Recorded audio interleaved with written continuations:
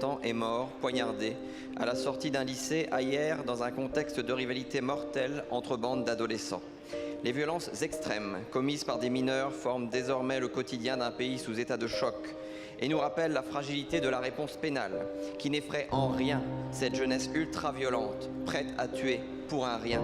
Le 13 février dernier, grâce et seulement grâce aux voix du Bloc patriote, la proposition de Gabriel Attal sur la justice des mineurs était votée, se proposant notamment de supprimer le funeste mécanisme de la césure pénale dans les cas de violences aggravées, un mécanisme pourtant instauré par un gouvernement dont M. Attal était membre.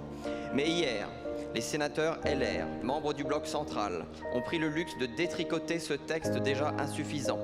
Derrière le rapporteur Francis Szpiner, pourtant soutien de Bruno Retailleau, ils ont refusé des mesures de fermeté de bon sens, indispensables à la sécurité des Français. La proposition Attal semble donc manifestement condamnée par les fractures du Bloc central et par la profusion d'ambitions contradictoires qui s'y agitent. Fracture politicienne particulièrement indécente face à la gravité de la situation sécuritaire. Comme Émile Durkheim nous l'enseigne, la sanction n'a pas seulement une fonction punitive, mais aussi éducative et sociale. C'est pourquoi, en 2011, grâce à notre président Éric Ciotti, la loi a prévu un encadrement de type militaire pour les mineurs délinquants. Mais cette mesure demeure inappliquée par le choix délibéré des gouvernements successifs.